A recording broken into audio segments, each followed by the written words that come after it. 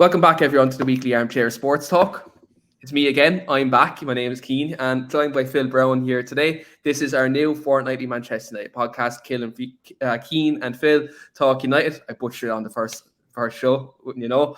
And we're here to talk all things Manchester United. We're here to talk all the latest news. We're going to review our latest games, and we're also here to talk about, I suppose, little matter there is the Manchester Derby on Sunday. So we're here to talk about all things United, and no better man to join me here on this lovely Thursday evening. First of all, Phil, haven't talked to you in quite some time. I know you're a busy man as always, and you're absolutely smashing it with Beyond the Pitch at the minute. How's it going? How's life at the moment? It's good, mate. Obviously, we're living in a very strange world right now, and and from a personal perspective, everything's going okay. But I can't imagine how life is for other people, and it just seems like we're living in such uncertain times. But everything's good, mate. No complaints, and you're right. I'm doing a lot of stuff with BTP right now, so I'm enjoying that. Yeah, absolutely. And look, I've seen at the moment, obviously, Callum's moved on to Celtic at the moment, and so congratulations to Callum. Fantastic work he's been doing with yourself, and it's great to see him kind of work at his boyhood club. That's something that's absolutely fantastic to see. So fair play to him. And you're absolutely right, Phil. I think, look, at the moment, like, we've come out of a 2-year pandemic, and the minute we've come out of a 2-year pandemic, there's a lot of uncertain things going on in Europe at the moment. So look, it's a strange time at the minute. And I think we talk about escapism. I think football maybe right now, probably for many people all around the world, is that kind of escapism at the moment. Mm-hmm. So look, this is still just an absolutely great time, and I suppose to try wind down, try to deflect your mind from particular things. And I think football kind of brings you that in a nutshell. But Phil, I suppose first thing obviously I'd like to talk about tonight, just on tonight's podcast, just with regards to Manchester United, is just our latest kind of results under Ralph Rangnick, because it seems like at the moment he's starting to get his own idea, his own identity on this United side now. Where, albeit there's been a couple of draws in these last couple of weeks, but by many accounts we're seeing, though, I suppose, a bit of progression in his football. There's a lot of chances being created now, albeit we're not putting them away in the back of the net, but there seems to be kind of a lot more tempo to our game so far in these kind of last kind of 6-7 weeks. Where are you at the moment in terms of Ralph Rangnick, how he's kind of taken on this job on an interim basis, and kind of how he's got this team taken so far? I don't really think you could have expected much more from him, in all honesty. I mean, to expect any more, would have expected somebody to come in and turn United into title challengers right away. Which there's clearly problems at the football club that go well beyond a manager, that is going to require more than a manager to fix. And that's really important. That's understood not just by fans, but by people inside the football club, because I don't think Manchester United are a good manager away from challenging for a title. I think there's a lot more than that. I think there's clearly systemic problems with the football club that need to be addressed. Because what you see at United, Manchester United have their own entropy. It goes the same way every single time. It goes from organisation to chaos. It starts out well. And if you look at Mourinho and Solskjaer cycles, they're almost identical. Finish second, then sack the season after because of a disaster. Yeah. And so I think there's a reason for that cycle. And I think if United are going to stop repeating that cycle, there has to be an acknowledgement that competence is required above the head of the manager. And, with Manchester United, Keane, it's important to watch what they do, not what they say. And Richard Arnold's been the second most senior employee at the football club for a long, long time. I find it hard to believe he had no input on the Super League. I find it hard to believe, given that he's chaired a lot of the investor calls, that he has had nothing to do with the structural problems at Manchester United. Now, I understand he's not the final decision maker, hadn't been the final decision maker, so maybe he these weren't his decisions, but I don't believe he wasn't party to them. He's being promoted for a reason, so clearly he demonstrated some level of competence. But I want to know what earned him that promotion. What was it that the Glazers looked at and said, this is why I'm promoting Richard Arnold, because he's done such an outstanding job? Where is that? Absolutely. I think, look, if you look at obviously the appointment of Richard Arnold, I think it raised a lot of eyebrows because obviously, again, it's an internal appointment. Is someone who's kind of worked in kind of that Ed Woodward, the Glazers, kind of era of Man United, post Sir Alex and David Gill. So, like, I think you look at it and say, like, it's an internal appointment. A lot of people, when you looked at the new structure, obviously, Ed Woodward was stepping down.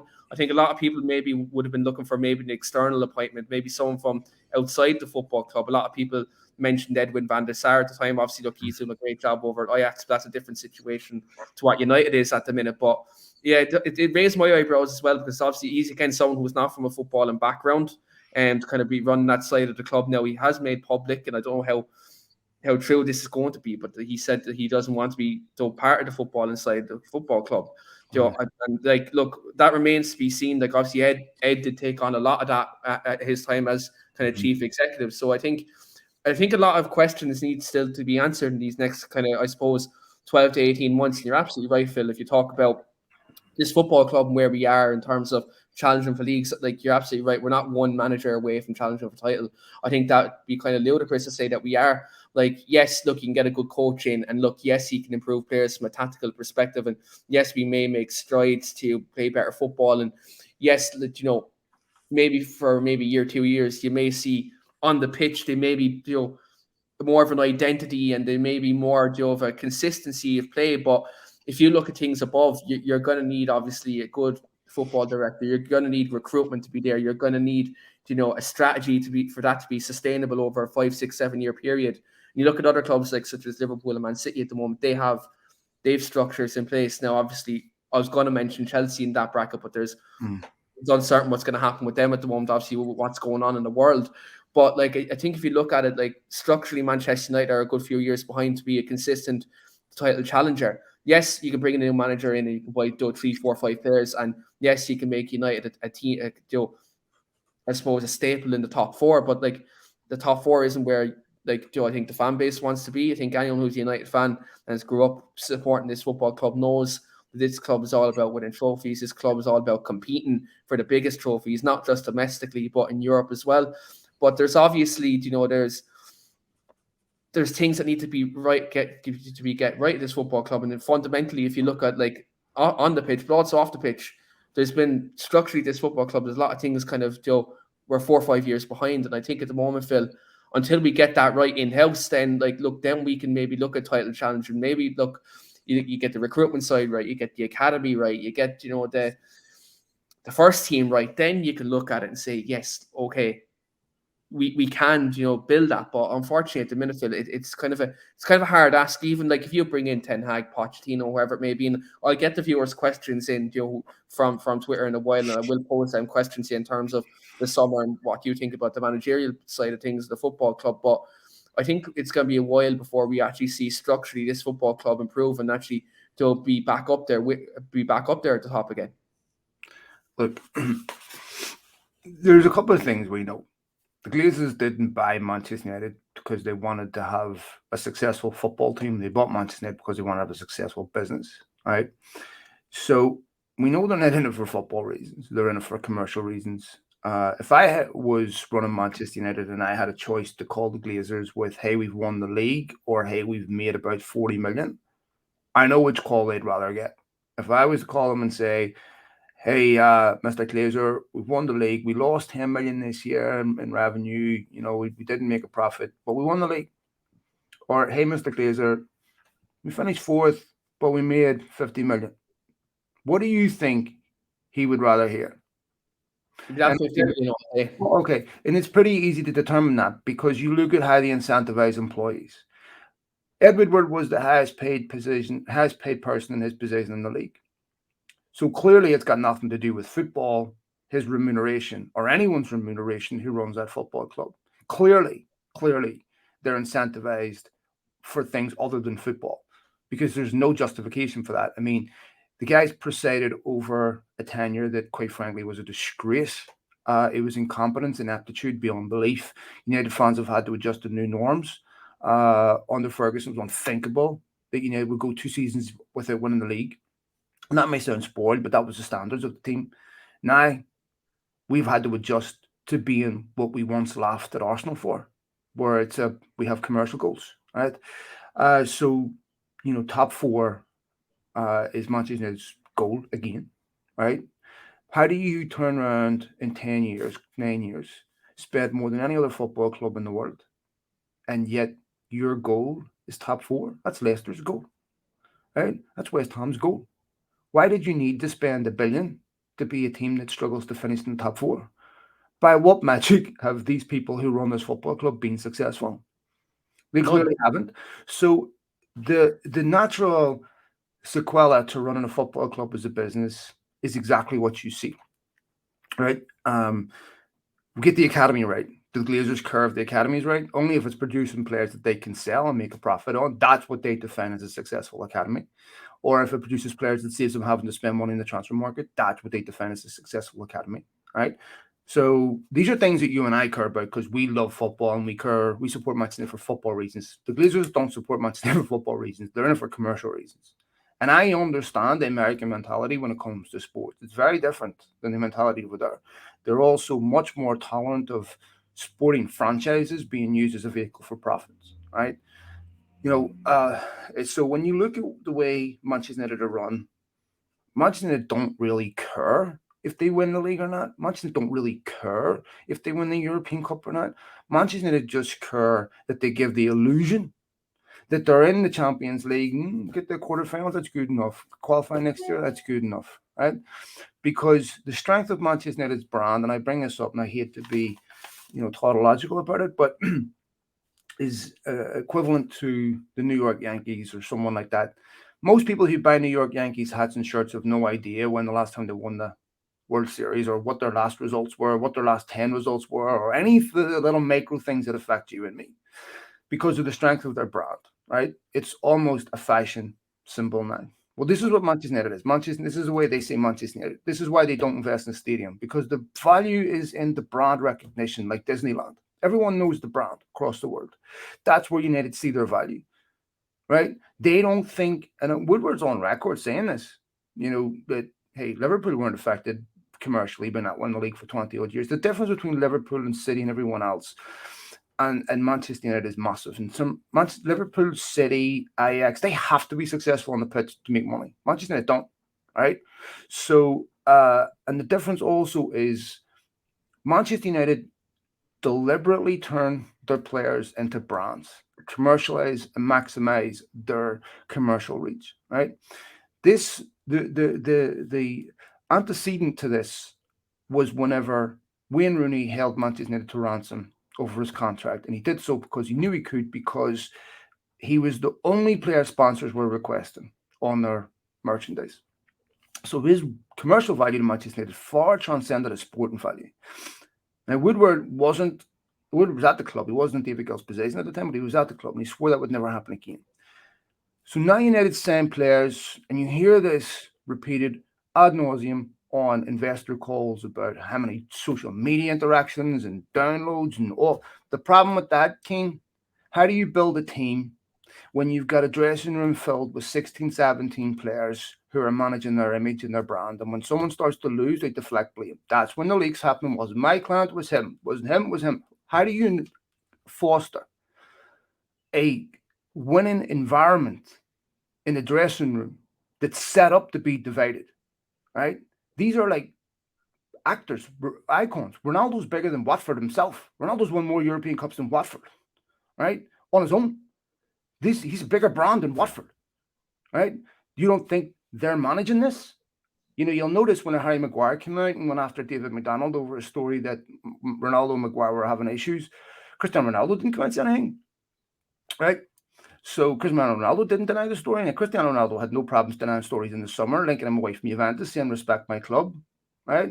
Paul Pogba done the same when he went after the Sun. They'll do it when they want, right? So their silence is deafening, which tells you in itself the fractures inside the dressing room. But it's not just inside the dressing room. The fractures are inside Manchester United, extend well beyond the dressing room. They're actually amongst the administrative staff, right? It is impossible. The divisive nature of Manchester United and the way they're run makes it almost impossible to do what Liverpool do, to get 11 players playing for one common goal. because as soon as something bad happens, PR machines go into damage control. And they don't play together. They blame each other. This is impossible. If you look at United under Ferguson, they didn't have brands in that sense, right? Ji-sung Park wasn't a brand. Anderson wasn't a brand. John O'Shea wasn't a brand, right? That's what Liverpool are now, right? And so for United to get there, they have to operate as a football club. That means not prioritizing commercial revenue, but the problem is the people that run the football club are compensated based on that success, not football success. So forget about Ten Hag, forget about Pochettino. They're all coming in with 2 hands behind their back and saying they'd be successful. You might be successful for a short period of time while the sugar rush, the sugar high comes in, new manager, new ideas, feels good for a while. But eventually, exactly the same thing will happen. And unless Woodward and Richard Arnold's game plan when they took over was, let's do this, let's have 9 years of utter incompetence, and then let's get it right? Then clearly something went wrong. And high on earth, Richard Arnold got this job 6 months after the Super League. Apparently, Ed Woodward resigned on that very issue. And then Richard Arnold had nothing to do with it. It's hard to believe. Like, it's really hard to believe. It's not hard to believe. It's impossible to believe. Yeah, it's impossible to believe when you look at the way that appointment is set out, and like he definitely knew about it. He definitely, like, he's at the football club, he's on the payroll. Like, clearly he would have had some sort of involvement in that when you talk about the board. If you look at, like, as you said, the way this football club is operating, Phil, in terms of what way we sign players, like we sign players based off social media interactions. They sign them off spreadsheets. They don't sign them off football and ability. As you said, and the way United's recruitment has been in the last decade, you can say it in the last decade, they've kind of set themselves up to fail. And like, as you said, we spent, 1 billion, and then we're struggling to fight for top 4. Like, that should tell you everything you need to know from like a board, not only from the football level, from the board level as well, that they're not recruiting a certain type of player to play a certain type of way. They're recruiting a player based on how many shirts they'll sell, how many interactions can you get in social media. Like, as much as I love Cristiano Ronaldo, and look, he's my idol growing up in terms of being a young boy, watching Manchester United, growing up and supporting United, like, it was a great buzz having him back for them first couple of weeks, and it really was. But when you really look at, fundamentally what Solskjaer probably needed that time was probably a midfield player to help kind of really help the balance of the team. But the club went against that, and they go out and they sign, arguably one of the best goal scorers of all time. But logistically, probably wasn't the right thing to do in hindsight. Now, hindsight is 2020, and it is a beautiful thing. But it's one of them things where you look at little decisions that they've made, not just last summer, but season after season after season.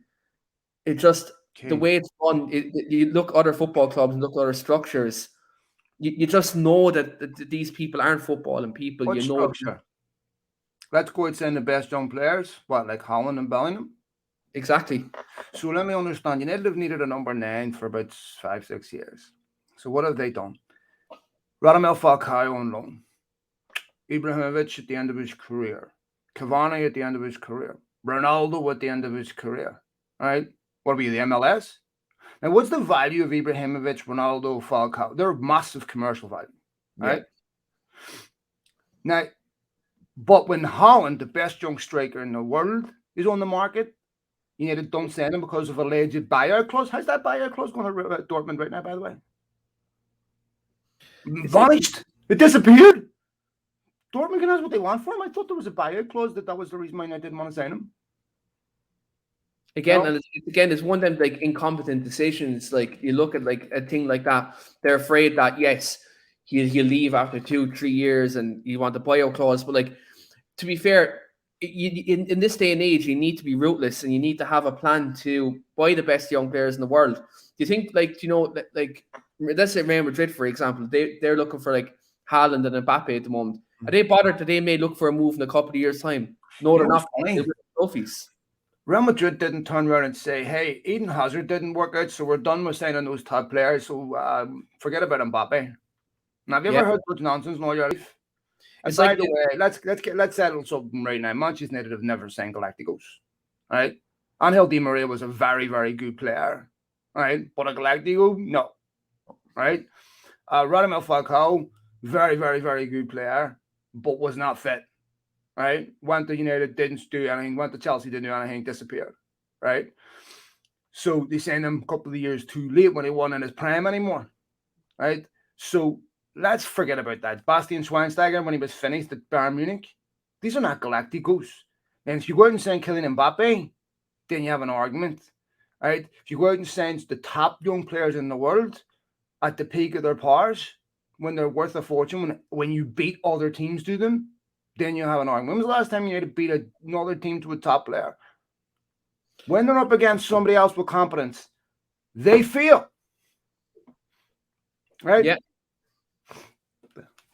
And it's one of them things, like you can even say, like, a Galactico. Do I sign that let's say that was someone who was, maybe you could arguably say Sancho, but that was a one-horse race for about 2 years. Of course.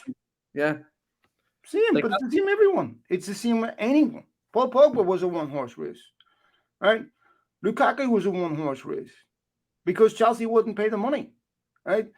Pick the vast majority. Rafael Varane, who else was in for him? No one. So I give you, right, how many times do we see United go for a player where other top teams want them and United end up getting them? And it's always like they're afraid of like a bidding war. They're afraid of the signing a big player. And to be quite honest, when you looked at when Sir Alex wanted to build his squad, now obviously look post say Glazer, we never kind of went out and signed Galacticos even then. But when Sir Alex signed a player, it was for someone who who would do something for the team and would be right for a system. But again, as you said, it always goes back to who will sell shirts, who will be this player it'll may look like a big signing, but in reality, it isn't. Like, even if you go back to the first year post Sir Alex, when Gareth Bale was on the market, like Tottenham, when Madrid were in for him, United could have went for Bale at that time. We needed a big signing, probably post Sir Alex, to kind of help that era. We didn't go for Bale either at that time. Like you look down the years, United it's just we're in a situation where this football club are happy with getting that top four, and then that's their holy grail, that's their ceiling. But the thing about this is, eventually, this is one of these things, where anything in life, Phil, whether it's football, whether it's any type of situation, eventually this type of stuff catches up with you in the end. It eventually does, because other teams are going to progress.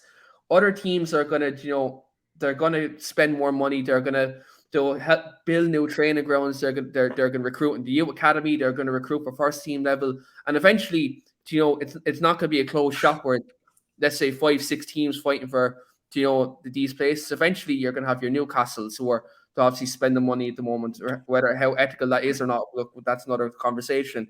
But then you have teams like West Ham who year by year who are building up.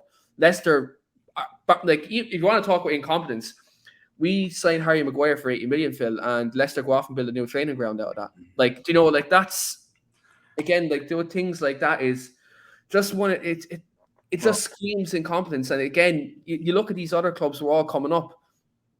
United need to wake up and smell the coffee, Phil, because eventually they don't care about weak. They are awoke. They are doing exactly what they're supposed to do. They're not running the football club to appease you and me. They're running the football club to appease people in Florida, right? So there is no waking up. They're as wake as can be. They're doing exactly what they're supposed to do. This is not an accident, all right? It's not an accident you do the same thing every year, right? It's not an accident that the football club is run like this, right? This is exactly how they want the football club run. Now, where I don't understand, I really don't understand why United allow this level of ineptitude in recruitment. And I honestly believe that it's because they don't have the competence to fix it. I'm not saying they don't want to be successful. They would love to be. They would love to be winning European Cups. They'd love to be winning leagues, right? And commercialize the shit out of that and make a ton of money. But if they have a choice to make between being competent at business and being competent at football, they'll pick the former, right? Now, you need only see. Imagine them turning around in the CFO position and saying, "We'll give it to Solskjaer till the end of the season." The CFO position do you have somebody unqualified to crack at it? Never would they take those risks on the business side, for the obvious reason, because those losses hurt a lot more than the losses on the pitch, right? So again, when they go after people on the business side and the financial side, they go after people with confidence and brain. And you have to commend how they've run the football club as a business. If that's your thing, you would say they've done a good job. If you're a football fan, right, who sees the business side as who sees the purpose of the business side to support the football side, then you have a different argument, right? We look at the football club through a whole different lens, right? We're born in a part of the world that cultivates a love of football, not a love of business, right? The owners of this football club have no love of football. They couldn't care less. It's like you and me owning a baseball club. We have no interest in the sport. We don't understand the sport. We don't watch it. Our interest is in how much I get back, right? So when you look at this football club, what you see is exactly how it's supposed to be from the inside out. Because if it wasn't, Keane, these people would be sacked. These people wouldn't be in jobs. These people wouldn't be compensated to the level that they are. So Richard Arnold is just another head of the same snake. Okay? And Richard Arnold will do exactly what Ed Woodward did. And Richard Arnold, maybe you'll see some minuscule changes, right? But they're fluff changes, right? Yeah. They're not meaningful changes. They're there to give the illusion that they care. They don't. When Sky Sports doorstepped the Glazers last season, they couldn't even bring themselves to be fake and say something like, you know what, we understand the fans are upset. We'll comment through the appropriate channels in the right time. We understand that. They couldn't even bring themselves to say sorry. Now, how inhuman is that? Right? They look like something that crawled out of a bridge, right? They couldn't bring themselves to be human. 19 fucking years they haven't spoken to Manchester United fans, right? 20 years. Since 2005, what was that? Sorry, 15 years? 16 years? And they promised then they'd be in regular communication. 16 years, not a single word. And they go up and bring themselves to give some bullshit answer at Sky Sports. What does that tell you? It tells you everything you need to know. Don't hide behind statements. Don't hide behind statements or interviews with people that are written, not heard, so that you can edit and manipulate anything. That's not an interview. That's PR. I'm sorry. If someone comes to me and says, I'm going to answer your questions, but I'm not going to answer them live on TV. You're not going to have the chance to challenge me on them. And you have to take them as I give them, and you have to put them in writing. So the sentiment is not there. There's so many things that are lost. Context. That's not an interview. That's PR. That is the lowest form of communication that you can have. That is just illustrates the contempt they have for United fans. They don't care. And when you look at this is just a recurrent theme, and nothing's going to change under this ownership. And again, it just screams of they have so much disconnect with this football club. It's like this football club's values, this football club's fans, the ethos, this football club. They don't give a shit about any of that. And unfortunately for us, a person like me or you or anyone who was in Manchester, anything like that, this drives us mad. It drives us up the wall. And when you hear someone like Phil talk with so much passion, or any Manchester-based Reds or anyone around the world, who supports the football club,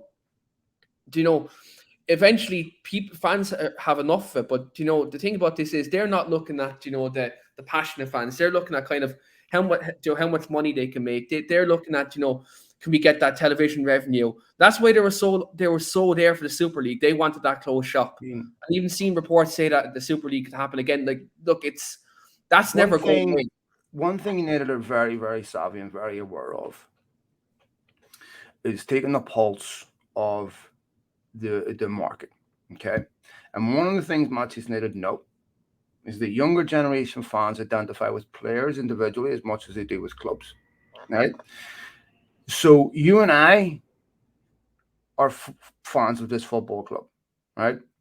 Liverpool fans showed up for 30 years without winning the league. Glazers see that. American fans don't do that. They know British fans do that. Irish fans do that. European fans do that. South American fans do that. Right? And football fans who grew up in a football culture do that. But they also know through FIFA, video games, and everything else, we see Martial fans. We see fans of individual players that are as passionate about them as they are about the football club. So when they send these players that they know fans love as much as the football club. They know.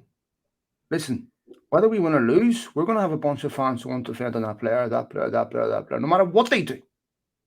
Right? And they commercialize that. And the players know this.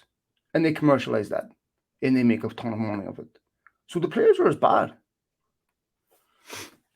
And that's the thing. And that's where, like, again, you look at kind of the kind of culture they're trying to set at the football club, and it goes against everything that we were all brought up on. And unfortunately, there's no way you're going to see that happen again, like in terms of us going back to, as long as the Glazers are in ownership, this football club, you're never going to see this football club being run like a proper football club. It's got like, and this is no disrespect to kind of, other global sports, but it's going to be run by like something in the NFL. Do you know what I mean? Like a franchise rather than an actual, a sport, like something that's done on sport and merit. And again, like, look, I'm not disparaging any sport or other sport, though, because I'm sure like they have their own passionate fans in that regard. But like in terms of a closed shop, that's the way that's going to be. It is being run like that. And what was the Super League? That is a Super League. It was a closed shop. And that's where what they want to do is remove consequence of failure. Right? That's what they fear. And what they mean by consequence, they mean by revenue drop.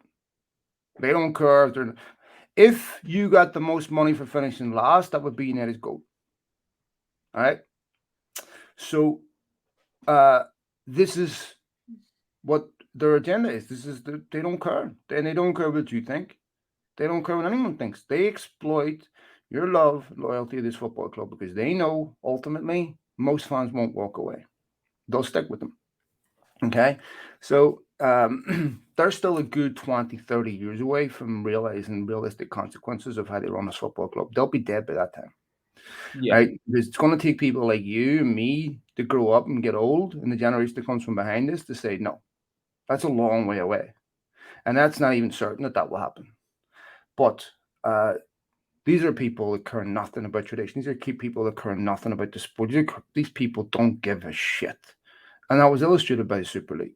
Just seeing people that met years ago to talk about taking Premier League games abroad, right? They don't care. And the only time they care is when they get a reaction like they got after the Super League without, oh, shit, right? Because also sponsors were angry because they weren't consulted on it, right? Sponsors, wait a minute. Our contract says Champions League football. It doesn't say anything about Super League. I don't want to be associated with a brand that's not toxic because of what you just did. That's where the real clout came. Yeah, right? And you see that in the big tournament, world football being called off, and they lose millions over that as well. All them little things like sponsorship, television revenue, all that type of stuff.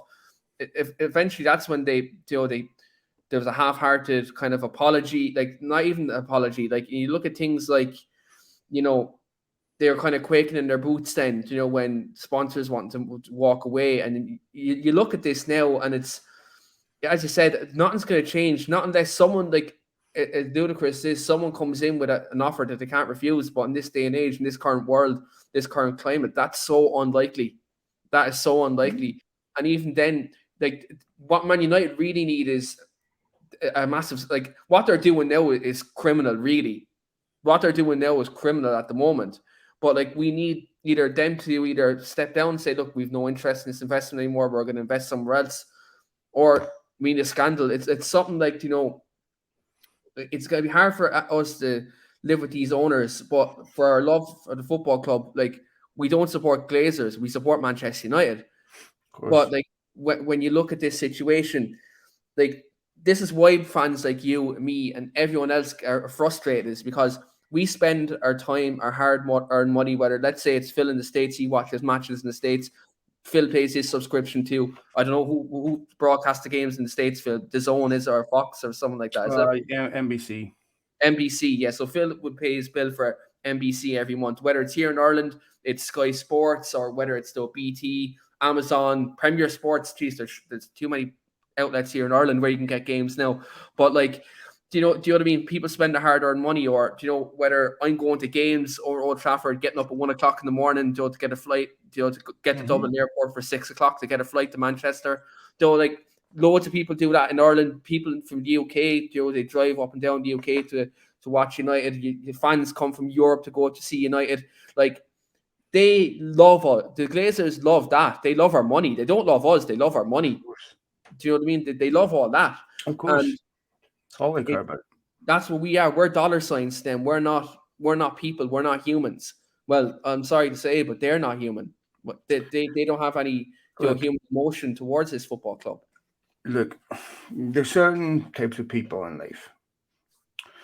Most people, lots of people who are human care about other people. They care about values. They care about things that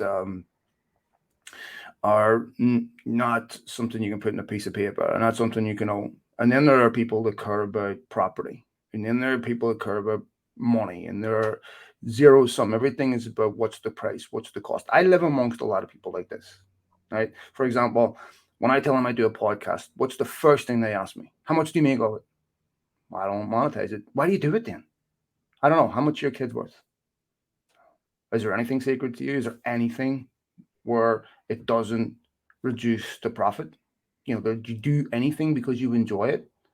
Is there no spiritual nourishment, emotional nourishment that is so that you do? Is everything come down to dollars and cents? The old saying in this country, if it makes dollars and cents, it makes sense. Okay. So I know this mindset, right? I live amongst a lot of entrepreneurs that own businesses, and everything comes down to money. Everything. Okay. So it's a personality trait, and it's a consequence of being raised a certain way, right? And almost always the people that think like this are people who were raised in opulent environments with immediate family members who own businesses. And the Glazers were raised in exactly the same environment by their father, right? To think reductively like this. This is a personality type. So they don't enjoy the things that you and I do. They don't find value in the things that you and I do. What gets them off is profit. It's a game to them, right? This is not. They don't. You see an overhead kick, they couldn't care less, because the first thing that they think, how much does that worth to me? This is an illness, you see. This is what happens, right? Now, in this country is the king of capitalism. The problem is when you have an economy like this, that's the strongest in the world, you are constantly bombarded by advertisers that tell you can't be happy until you buy this, buy this, buy this. You need this car. You need Botox. You need big tits. You need this big arse. You need a nose job. You need the new teeth. You need this. You can't be happy until no days off. I'm not allowed to be happy until I reach a certain income and status, a certain job title. You see, this is mental illness. But this is the consequence of growing up in an opulent country that has wealth constantly on display. It's there so that the working class go to work every day, and the people at the bottom of there to scare the shit out of the working class so that they go to work every day. And they give the illusion that maybe one day you can be rich too, which is a big part of the reason why Americans don't want to tax the rich. Because maybe I'll get rich too, right? The American dream, right? This is why I have to be asleep to believe it. So there's a lot of really good people in this country that I love very much that are victims of this, right? I mean, we talk about oligarchs, scumbags that they are. The same wealth concentration happens here, right? And the people who make money here are worshipped and protected. Elon Musk protected. Jeff Bezos protected. Walmart is bigger than the whole Ukrainian economy, right? Walmart.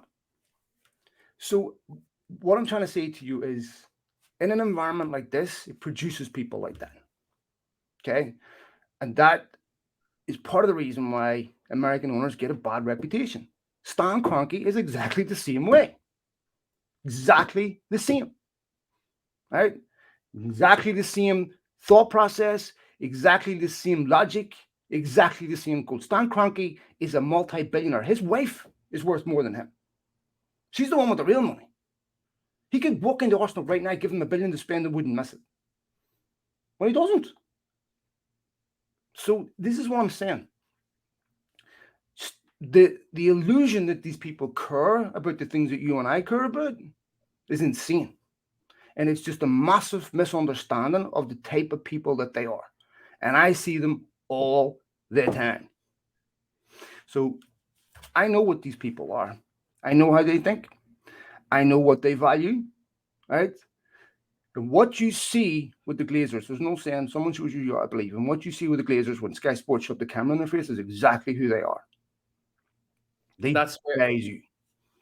And that's where, Phil, I think, again, this football club obviously that they'd be much better off without the Glazers. But again, it's one of these situations where they see us as a I suppose a cash flow, and if effectively until either they get bored, until unfortunately something else happens, we're stuck with them. And the only time they will lose interest in Manchester United is when it stops being a vehicle for profit.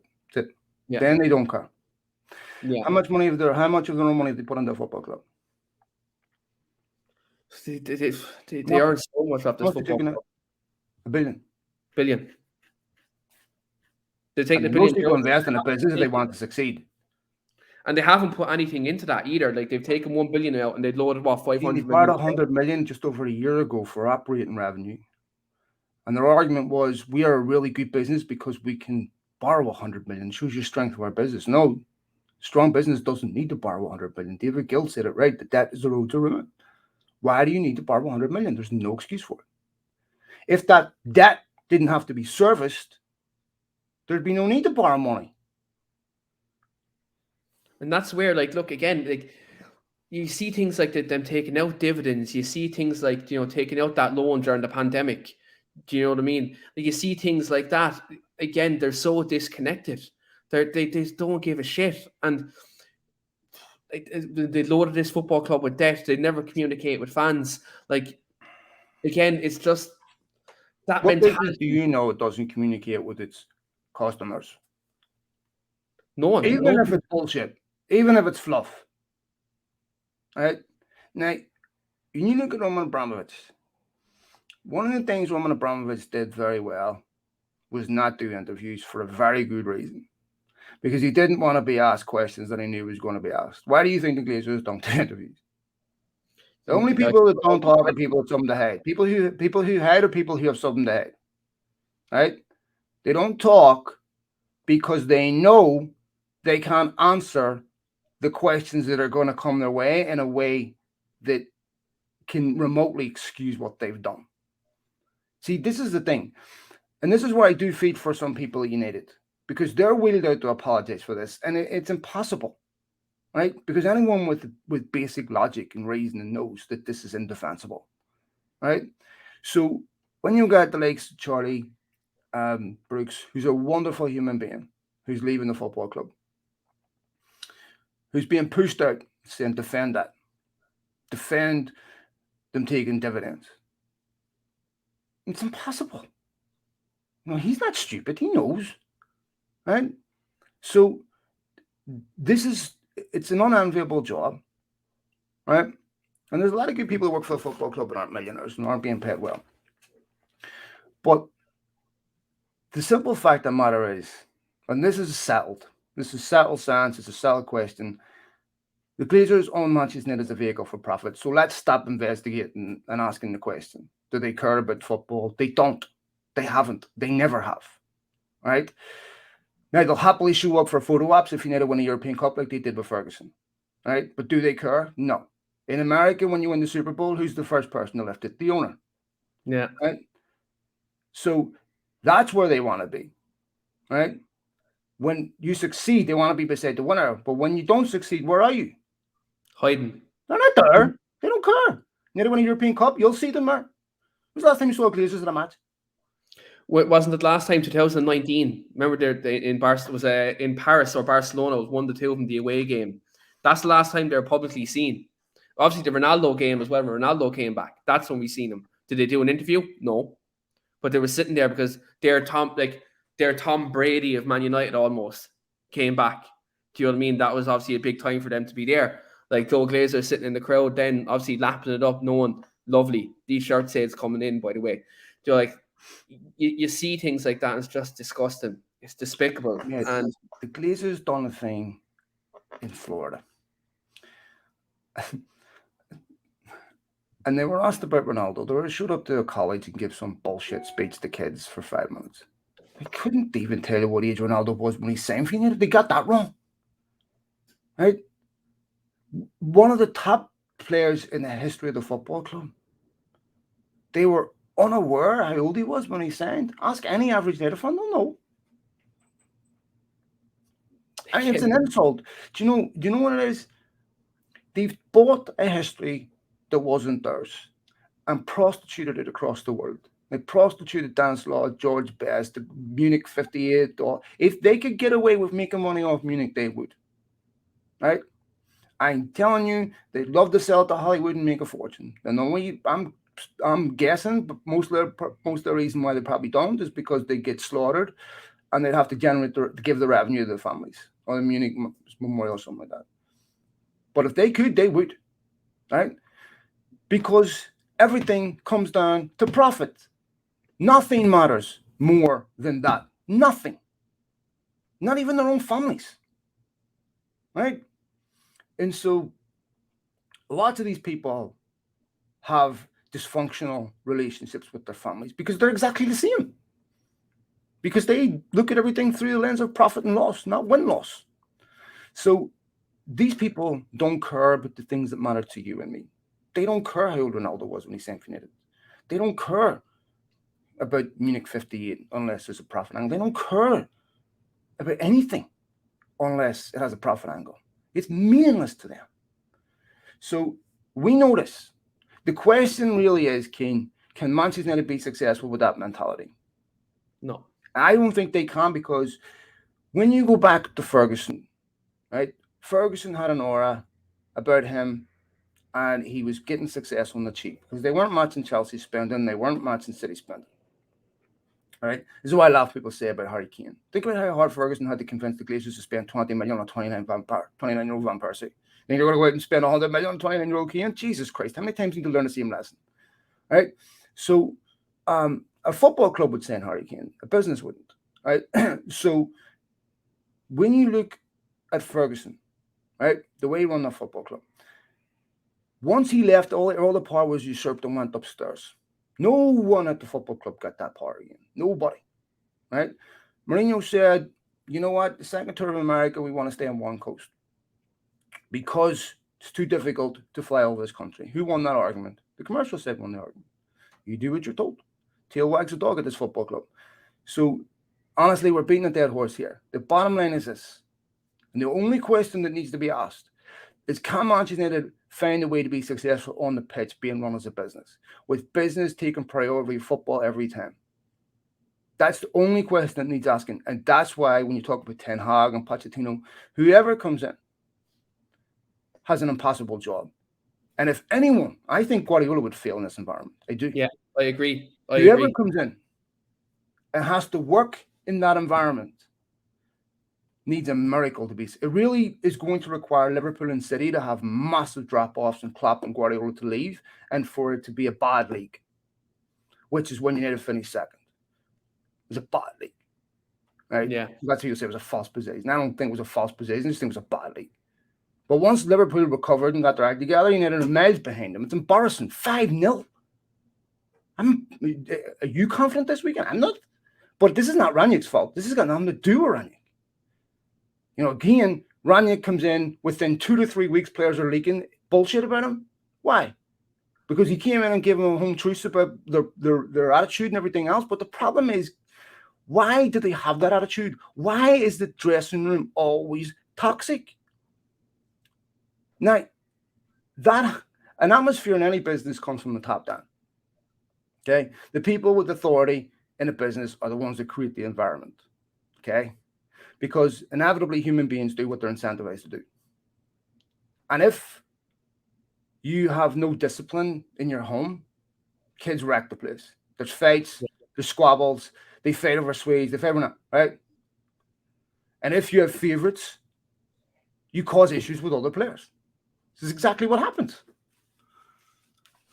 That's where, like, again, like you see this, like it isn't a possible task for any manager coming in. And you mentioned them two names, Ten Hag, Pochettino, like two people who are fantastic at what they do in terms of like their coaching ability. But you're coming to Manchester United, you're more than just a coach. You're expected to, but from us, you're expected to obviously show it on the pitch and what you can do. But when you have one hand tied behind your back and not be given the platform to do what's required to be successful, ultimately they're going to be made the scapegoat in the end. And again, this is where this football club in the last decade has failed.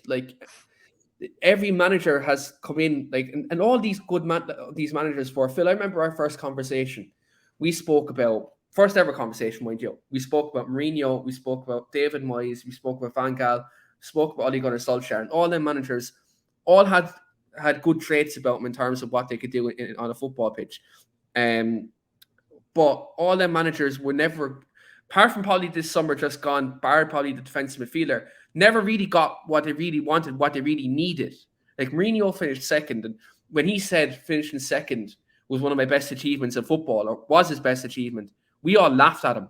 We all laughed at him. We thought, look, he was full of shit. We thought, he's just being Jose, he's cracking up or whatever. But when you look at it in hindsight, Jose Mourinho was right. And then they didn't give him that platform then. He finished his second place, right? Behind a very good Manchester City team, mind you, right? That was a very good City team. Any successful business, any successful football club, we look at that and say, right, look, he got 81 points against, Manchester City team that broke 100 points. Right, what do we need to do to bridge that gap? Oh, I know, let's sign a keeper who's out of contract, and let's sign Brazil's, at the time, but he's Brazil's first or second choice midfielder now, but at the time, Brazil's 6th, 7th choice midfielder. And let's sign a young, unproven right back who probably won't break into the first team. Well, what question United asked themselves that summer was very clear. How can we give Mourinho what he wants with spending as little as possible? Yeah. Right? And that's what they did. And Mourinho was abrasive. Because that was in America, and I remember him going nuts over United not sending the centre-back. Right? And he was lied to that summer. I told him they were in for the Spurs centre-back Alderweireld. They weren't. Now, Spurs offered him to United before the transfer deadline for 25 million, and they said no. So they were telling Mourinho they were in for him. They weren't. So the problem there was, it wasn't that Mourinho was being kept at Manchester United because that was in Manchester United's best interest. He was being kept at Manchester United because it was in the people who appointed him best interest, because they didn't want to turn out and admit they made a mistake and have to tell their bosses they've got to give them massive payoff, which is exactly the reason why Moyes was sacked in his first season and got no longer, because he wasn't Woodward's appointment. No consequence to him. There's no reflection on him if he gets sacked. Van Gaal had to get sacked, right? Mourinho, well, he was kept on way longer than what he should have. Should have been sacked after Sevilla. Not because he's a bad manager, but because it was obviously not going to work. Right? Now, Mourinho hasn't been at a club since he left Chelsea where he could realistically win the league. Right? So I don't know if that says more about him than anything else, but he's not the Mourinho of old anyway, right? But his reputation was still relatively intact when he came to Manchester United. And to be fair to him, he had a good first season. He won 2 trophies. Finished second. They should have supported him, but they didn't. And another part of that is they don't recognize the process when they see one. And they lose interest halfway through it. Listen to what Ibrahimovic just told you. Listen to what Van Gaal told you. Right? Listen to what Mourinho has told you. These are football people. These are people who have been the best football clubs in the world. And they tell you all the same thing. Manchester United are more interested in profit than anything else. So we know.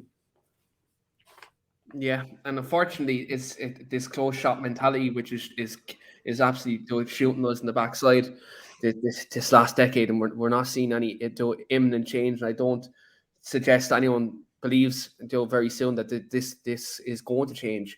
But Phil, kind of bring it back to the footballing side of things just before we kind of wrap up. Obviously, look, we've a massive Manchester derby this weekend, and look, obviously we both said we're not confident kind of about the game itself, but when you look at United's record kind of at the Etihad in these last couple of years, obviously in the Solskjaer time, we've done quite well there, even under Jose as well. We haven't lost the Etihad during the last kind of 5-6 years. In the league. When you look at kind of that record going into this weekend, can United maybe look at that record and maybe take confidence that we've gone there and got results in the past couple of years, and can we maybe try go there and get something? Is it a tough ask? Should United even go there and they'll get a point even this weekend?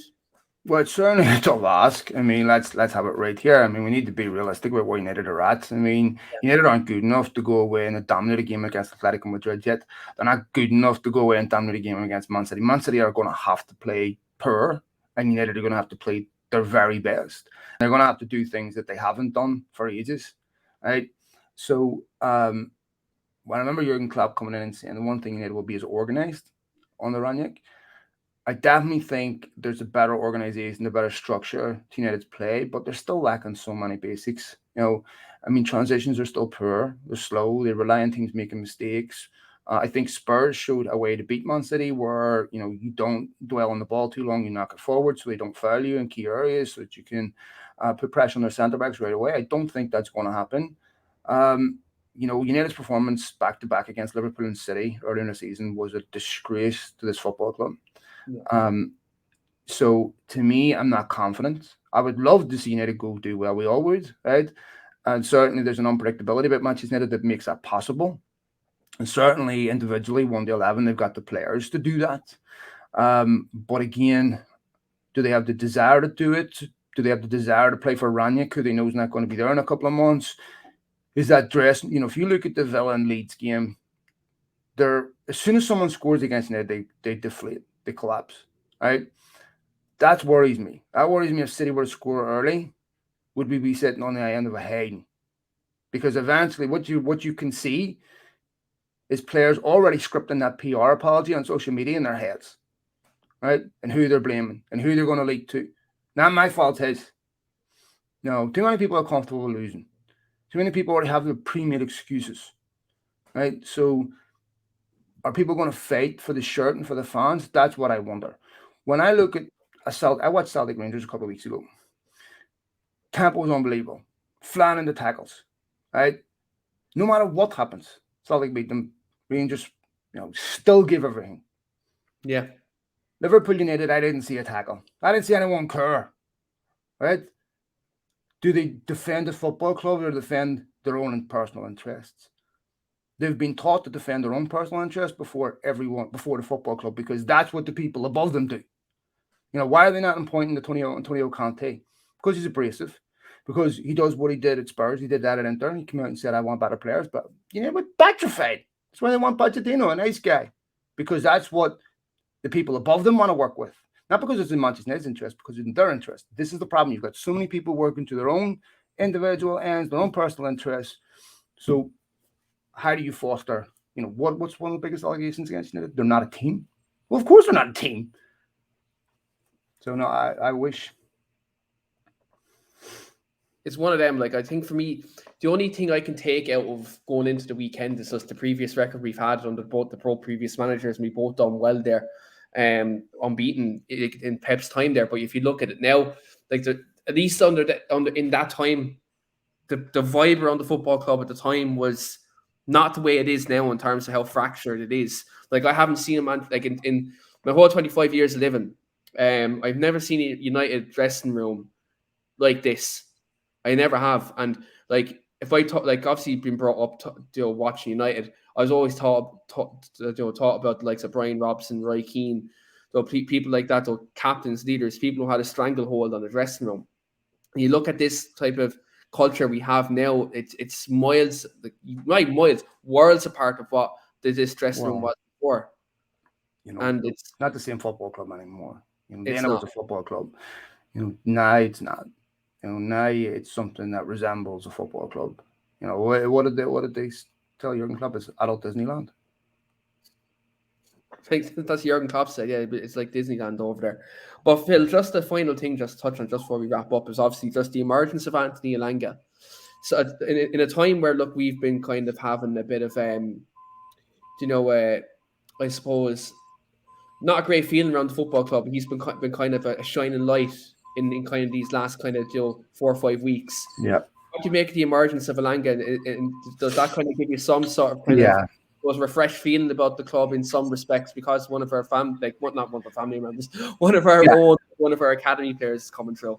Yeah, look, there's something fantastic in that for fans. There's something wholesome. There's something about that fans love. We all love to see young kids come through the academy. There's very few romantic stories left in football. So, brilliant kid, brilliant attitude. And I completely agree with Ranick in the sense, take an example from him about enjoying playing for this football club. But see, I think there was a big message in that.